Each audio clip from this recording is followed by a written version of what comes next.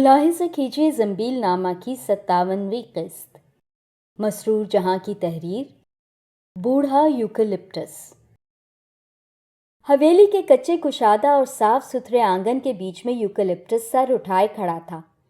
اس کا اونچا چکنا اور سفید تنا آسمان کی بلندیوں کو چھو رہا تھا اور پتلی پتلی شاخوں میں پروئے ہوئے نرم نرم پتے نیچے کی طرف جھکے ہوئے ہوا کی شفیق تھپکیوں کی تال پر ادھر سے ادھر لہرا رہے تھے، جیسے کوئی معصوم بچہ پالنے میں پڑا جھول رہا ہو۔ یہ یوکلپٹس جیسے صدیوں سے اسی طرح کھڑا تھا۔ اس کی آغوش میں ہی حویلی نے زمانے کے بہت سارے گرم و سرد دیکھے، کتنے انقلاب آئے، کتنی ہی کہانیوں نے جنم لیا، اور یہ بوڑھا یوکلپٹس ان کے رازوں کا امین، ان کے دکھ سکھ کا ساتھی، ان کا غم گسار بن گیا۔ سیدوں کی گڑی اور گڑی کے مالکان زمینداری ختم ہونے کے بعد ایک داستان پارینہ بن جاتے اگر انہوں نے وقت کے تقاضوں کو سمجھ نہ لیا ہوتا۔ وہ حویلی سے نکل کر دور دور پھیل گئے، کسی نے کاروبار کیا، کسی نے ملازمت کی۔ وقت اور حالات نے انہیں ٹوٹی ہوئی تسبیح کے دانوں کی طرح بکھر جانے پر مجبور کر دیا تھا، لیکن وہ وقت وقت سے حویلی میں جمع ہوتے تھے اور باہم بیٹھ کر اسی طرح بے فکری سے قہقہے لگاتے تھے جیسے اپنی بے فکری کے زمانے میں قہقہے لگاتے تھے۔ خاندان کی کوئی بھی شادی یا غمی انہیں پھر یکجا کر دیتی تھی۔ حویلی کی گہما گہمی دیکھ کر بوڑھا یوکلپٹس بھی خوش ہو جاتا تھا۔ اکتوبر کی خنک شام تھی۔ حویلی میں اندر سے باہر تک مسرتوں کا راج تھا۔ باہر لمبے لمبے دالانوں میں خاندان کے مرد جمع تھے، ملازموں کو احکام دیے جا رہے تھے، بارات کے استقبال کی تیاریاں ہو رہی تھیں۔ روے، شکر، میوے اور چاول کے بورے، گھی کے کنستر ایک دالان میں رکھے تھے۔ باورچی اپنی نگرانی میں تنور گڑوا رہے تھے۔ حویلی کے اندر وسیع دالانوں اور کشادہ صحنچیوں میں خواتین کی حکومت تھی۔ تختوں کے چوکوں پر چاندنیوں کا فرش تھا۔ خاندان کی بزرگ خواتین گاؤ تکیے کے سہارے بیٹھی تبادلہ خیال کر رہی تھیں۔ دوسرے دالان میں خوش رنگ جازم کا فرش تھا۔ ڈھیروں ملبوس، گوٹا، لچکا، بانکڑی اور بنت سلیقے سے رکھے تھے اور سگھڑ بیویاں ٹکائی اور سلائی کے کام میں الجھی ہوئی تھیں۔ بیچ والے چھوٹے مکان میں ایک کشادہ کمرے میں زہرا مانجے بیٹھی تھی اور سب لڑکیاں یہاں جمع تھیں۔ بزرگوں کی تنبیہی نظروں سے دور وہ یہاں بیٹھی آزادی سے شادی کے گیت گا رہی تھیں اور ہنسی مذاق کر رہی تھیں۔ ملیحہ زہرا کے پاس بیٹھی تھی اور سب کی باتوں سے لطف اندوز ہو رہی تھی۔ یہ اس کے ہوش میں ننیال کی پہلی شادی تھی اور زہرا اس کی خالہ زاد بہن تھی۔ پہلے بھی کئی بار وہ اماں کے ساتھ گڈھی آ چکی تھی، لیکن اس بار تو لطف ہی کچھ اور تھا۔ دور قریب کے سارے عزیز اکٹھا تھے، کتنے تو ایسے تھے جنہیں اس نے پہلی بار دیکھا تھا۔ مریم نے جھک کر ملیحہ کے کان میں سرگوشی کی۔ ملیحہ، اوپر چل کر ذرا آرام کر لو، بیٹھے بیٹھے تھک گئی ہوگی۔ نہیں، مجھے تو اچھا لگ رہا ہے۔ مریم نے اس کا ہاتھ تھام لیا۔ دونوں اوپر چلی گئیں۔ مریم کے مختصر سے کمرے میں بہت سکون تھا۔ ملیحہ کو یہاں آ کر سچ مچ تھکن کا احساس ہونے لگا۔ وہ لیٹ گئی۔ ناون کی لڑکی پیالے میں پسی ہوئی مہندی دے گئی۔ مریم نے ضد کر کے اس کے ہاتھوں پر خوبصورت نقش و نگار بنا دیے۔ 2 گھنٹے کی نیند کے بعد جب وہ بیدار ہوئی تو مہندی سوکھ کر ادھر ادھر بکھر گئی تھی۔ اس نے ہاتھ دھو کر مریم کے سامنے پھیلائے۔ دودھ جیسی ہتھیلیوں پر سرخ سرخ پھول اور پتیاں ابھر آئی تھیں۔ وہ شرما گئی۔ مریم، مہندی تو بہت خوبصورت لگائی ہے۔ آواز پر اس نے سر اٹھایا تو اس کی نظریں شربتی آنکھوں سے ٹکرا گئیں۔ دوسرے پل اس نے نظریں جھکا لی تھیں۔ آئیے احمر بھائی، مریم نے تپاک سے کہا، بیٹھیے نا۔ ملیحہ اپنے آپ میں سمٹ گئی، دونوں ہاتھ دوپٹے میں چھپا لیے۔ احمر اس کے سامنے ہی بیٹھے مسکرا رہے تھے۔ وہ اپنی شربتی آنکھوں میں شوخی لیے اسے دیکھے جا رہے تھے۔ یہ ملیحہ ہیں، شاہدہ پھپھو کی لڑکی، شہر میں رہتی ہیں، مریم نے تعارف کرایا۔ وہ خوب کہہ کر مسکراتے رہے۔ مریم، پانی ملے گا؟ احمر نے آہستہ سے کہا۔ ابھی لائی۔ مریم باہر نکلی اور ملیحہ گھبرا کر کھڑی ہو گئی۔ ملیحہ، آپ کے ہاتھ کتنے خوبصورت ہیں۔ احمر نے اس کے ہاتھ تھام لیے۔ گستاخی معاف کیجیے گا، تعریف کا یہ انداز شاید آپ کو پسند نہ آئے، لیکن… اور دوسرے پل احمر نے اپنے لب اس کی پسیجی ہوئی ہتھیلیوں پر رکھ دیے۔ ملیحہ ساری جان سے پسینے میں نہا گئی، جیسے اکتوبر کی خنک شام مئی جون کی تپتی ہوئی دوپہر میں بدل گئی ہو۔ آہٹ محسوس ہوئی تو احمر نے اس کے ہاتھ چھوڑ دیے۔ مریم پانی لے کر آ گئی تھی۔ احمر نے پانی کا گلاس ملیحہ کی طرف بڑھا دیا۔ ملیحہ یہ پانی پی لیجیے، دیکھیں نا کتنا پسینہ آ رہا ہے۔ ملیحہ کو محسوس ہوا کہ وہ بہت پیاسی ہے، حلق سوکھ رہا تھا۔ اس نے گلاس تھام لیا۔ احمد چلے گئے ہنستے گنگناتے، اور ملیحہ ایک ہی سانس میں سارا پانی پی گئی۔ سچ کہنا ملیحہ، احمد بھائی کی پیاس ادھر کیسے منتقل ہو گئی؟ مریم نے ہنس کر پوچھا۔ ملیحہ شرمانے کے سوا کچھ نہ کر سکی۔ شادی کے ہنگامے میں دو شربتی شوخ اور ذہین آنکھیں اس کا پیچھا کرتی رہیں۔ پہلے تو وہ ان سے چھپتی پھری، پھر رفتہ رفتہ وہ ان سے مانوس ہوتی گئی، اور پھر وہ خود ہی ان کی متلاشی رہنے لگی۔ وہ مریم کی تلاش میں اوپر جا رہی تھی، احمد نیچے اتر رہے تھے۔ زینے کے موڑ پر ہی اچانک وہ سامنے آ گئے۔ ملیحہ ٹھٹک گئی۔ احمد اس کے سامنے کھڑے مسکرا رہے تھے۔ ملیحہ، انہوں نے اسے مخاطب کیا۔ ملیحہ کی نظریں ایک پل کے لیے اٹھیں، پھر جھک گئیں۔ احمد نے اس کے ہاتھ تھام لیے۔ تم مجھ سے ناراض تو نہیں ہو ملیحہ؟ قصور میرا نہیں، تمہارے ہاتھوں کا ہے۔ کیوں لگائی تھی ان ہاتھوں میں مہندی کہ میرا صبر و قرار لٹ گیا؟ اب دل چاہتا ہے کہ تم ہر وقت میری نظروں کے سامنے رہو۔ ہے نا یہ پاگل پن؟ آپ ہر وقت ہر جگہ مجھے گھور گھور کر کیوں دیکھتے ہیں کہ مجھے اپنا آپ سنبھالنا مشکل ہو جاتا ہے؟ ملیحہ نے فریادی لہجے میں کہا تو احمد ہنس پڑے۔ اچھا ملیحہ، ایک بار اعتراف کر لو کہ تمہارے دل میں بھی وہی خود سر جذبہ سر اٹھا رہا ہے جس نے مجھے بے قرار کر رکھا ہے۔ ملیحہ نے اپنے جھکے ہوئے سر کو ان کے ہاتھوں پر ٹیک دیا۔ اپنائیت اور سپردگی کا یہ انداز اتنا پیارا تھا کہ احمد کو ملیحہ سے اعتراف کرانے کی ضرورت باقی نہ رہی، اور وہ گنگنا اٹھے، تم کو دیکھیں کہ تم سے بات کریں۔ شادی کے ہنگامے سرد پڑ چکے تھے، مہمان جا چکے تھے، بس گھر والے رہ گئے تھے۔ ملیحہ کو ابھی چند روز اور رکنا تھا، اور احمد بھی اس کی وجہ سے رکے ہوئے تھے۔ ٹھنڈی چاندنی میں وہ یوکلپٹس کے نزدیک کھڑے تھے۔ اچانک احمد نے پوچھا، ملیحہ اس یوکلپٹس کو دیکھ رہی ہو؟ ہاں، بچپن سے اب تک اسے دیکھتی آئی ہوں۔ یہ صدیوں سے اتنا ہی بلند اور عظیم ہے، اسے اپنی محبت کا شاہد کیوں نہ بنا دیں؟ اور احمد نے قلم تراش کی نوک سے سفید تنے پر دھڑکتے ہوئے دل سے 2 لفظ لکھ دیے، AM، ملیحہ احمد، احمد ملیحہ۔ دیکھو ملیحہ، یہ بوڑھا یوکلپٹس ہماری محبت کا گواہ ہے۔ اس کے سینے پر ہمارے نام کندہ رہیں گے، اور جب جب ہم یہاں آئیں گے اسے دیکھ کر اپنی محبت کی یاد تازہ کریں گے۔ یہ نام ہمیشہ ہمیں یہ یاد دلاتے رہیں گے کہ ہم ایک دوسرے کے ہیں۔ ملیحہ نے اپنے ہونٹ یوکلپٹس کے تنے پر کھدے ہوئے حروف پر رکھ دیے، اور پھر احمد نے اس جگہ کو چوم لیا کہ یہ ملیحہ کے لبوں کا لمس تھا، اور یہ لمس پرایا نہیں تھا، اس کا اپنا تھا۔ وہ بچھڑے تو کئی سال تک ایک دوسرے سے نہ مل سکے۔ یوکلپٹس کے تنے پر حروف اسی طرح کندہ تھے۔ اکثر رات کی تنہائیوں میں ملیحہ اس کے قریب چلی جاتی اور اپنے لب اس حرف پر رکھ دیتی جو احمد کے نام سے وابستہ تھا۔ احمد، احمد، اس کا رواں رواں پکار اٹھتا، اور وہ یوکلپٹس کو باہوں میں لے کر سسک اٹھتی۔ بوڑھا یوکلپٹس افسردہ، پریشان اور دل گرفتہ سا اسے اپنے سینے سے لگائے کھڑا رہتا، وہ ان کی محبت کا شاہد جو تھا۔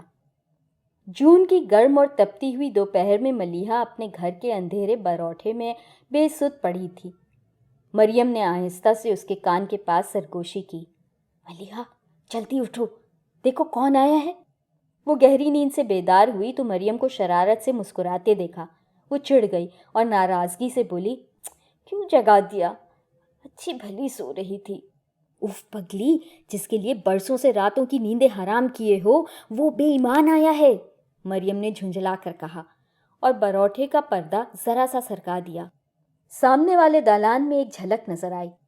سچ مچ وہی بے ایمان تھا، بڑے لاؤبالی انداز میں بیٹھا باتیں کر رہا تھا۔ اس کی مترنم آواز آبشار کی جھنکار بن کر اس کے کانوں میں اتر گئی۔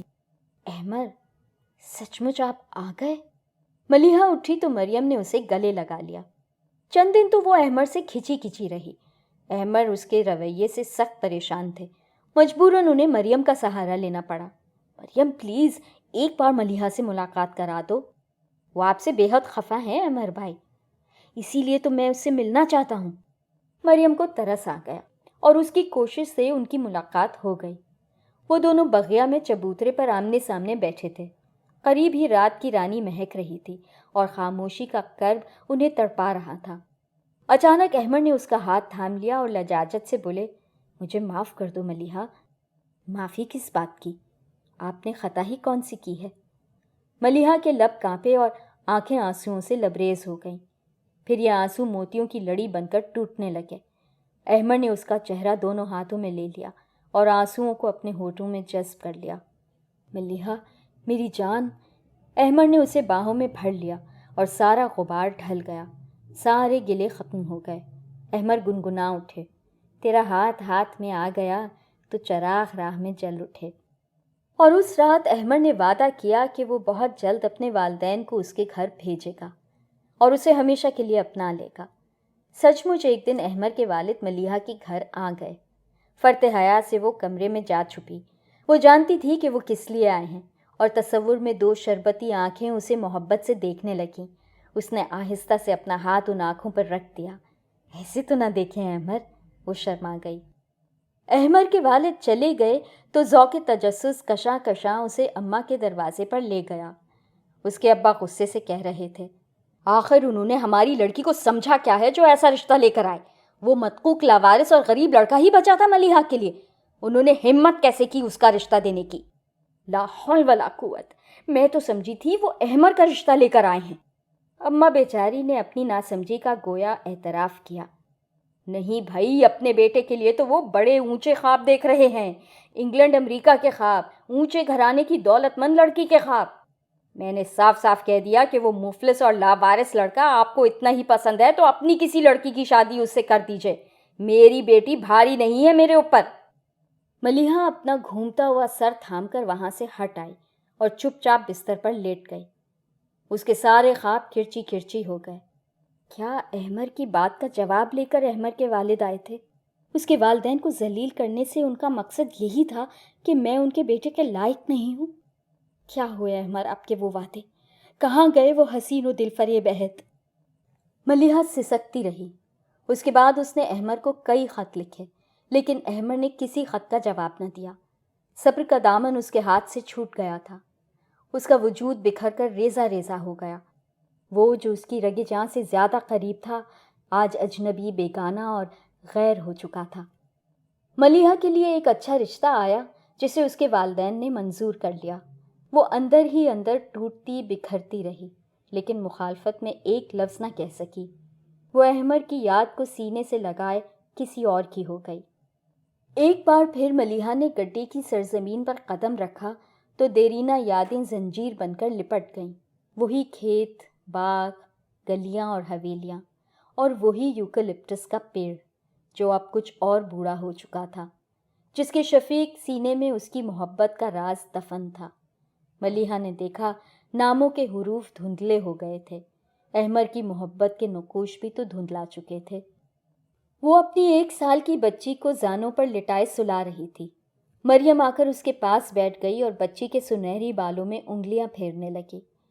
مریم اس کی دوست اور غمگسار تھی۔ وہ اس کی زندگی کے المیے سے اچھی طرح واقف تھی۔ ان دنوں جب احمد اور ملیحہ ایک دوسرے کی محبت میں سرشار رہتے تھے، اس نے ان کے درمیان پیغامبری کی تھی۔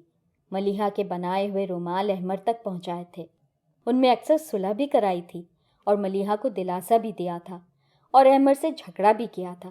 اسے ملیحہ بہت عزیز تھی، بہت پیاری تھی۔ ملیحہ، مریم نے آہستہ سے پکارا تو وہ چونک پڑی۔ اس کے پریشان خیالات اور پراگندہ افکار اسے نہ جانے کہاں کہاں بھٹکاتے پھر رہے تھے۔ یاد ماضی کا کرب چین نہیں لینے دیتا۔ ملیحہ، احمد بھائی آئے ہیں۔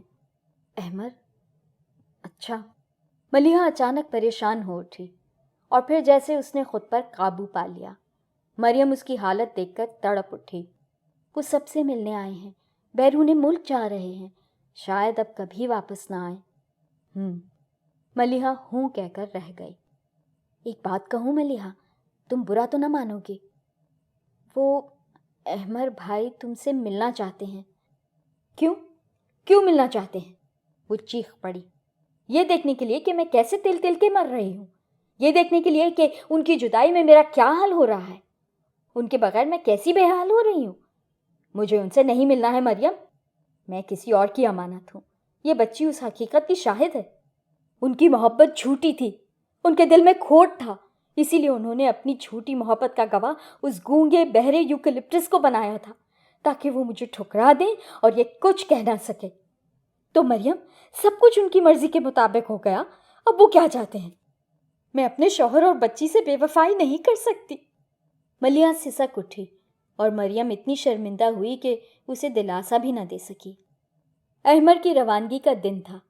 مریم نے کئی بار آ کر احمر کا پیغام دیا کہ وہ آخری بار اس سے ملنا چاہتے ہیں، لیکن ملیحہ کی نہ ہاں میں نہ بدلی۔ آخر مریم اسے سنگدل کا خطاب دے کر خفا ہو کر چلی گئی۔ احمر کو رخصت بھی تو کرنا تھا۔ سحپہر ڈھلی، شام اتری اور پھر شام کے ملگجے اندھیرے رات میں بدل گئے۔ ملیحہ بستر میں پڑی رہی۔ گھر میں سناٹا تھا، سب لوگ احمر کو رخصت کرنے گئے تھے، وہ گھر میں اکیلی تھی۔ ملیحہ، مریم نے اسے پکارا۔ وہ آنکھوں پر بازو رکھے لیٹی رہی۔ مریم کہتی رہی، ملیحہ، احمر بھائی چلے گئے، وہ آج پھوٹ پھوٹ کر رو رہے تھے، اور ملیحہ، احمر بھائی نے کہا ہے کہ وہ ہمیشہ تمہیں چاہتے رہیں گے، اگر دل چاہے تو کبھی کبھی یاد کر لینا۔ ملیحہ نے آنکھوں پر سے ہاتھ ہٹا دیے۔ اس کی سرخ اور سوجی ہوئی آنکھیں آنسوؤں سے بھری ہوئی تھیں۔ مریم اس کی آنکھیں دیکھ کر ڈر گئی، تڑپ گئی۔ اس کا مطلب یہ ہے کہ ملیحہ گھنٹوں سے رو رہی ہے۔ مریم، یاد تو اس کو کیا جاتا ہے جسے بھول جاتے ہیں، اور میں اس بے وفا کو بھولی کب تھی۔ ملیحہ بے آواز رو دی تو مریم نے اسے لپٹا لیا۔ رات میں بڑے زور کا طوفان آیا، اور صبح سب نے دیکھا بوڑھا، مہربان اور سب کا غم گسار یوکلپٹس جڑ سے اکھڑ کر گر چکا ہے۔ شاید ملیحہ کے درد کو سہارنے کی طاقت وہ کھو چکا تھا، اور اب سب کے قدموں میں شرمندہ اور سر نگوں پڑا تھا۔ بیچارہ بوڑھا یوکلپٹس۔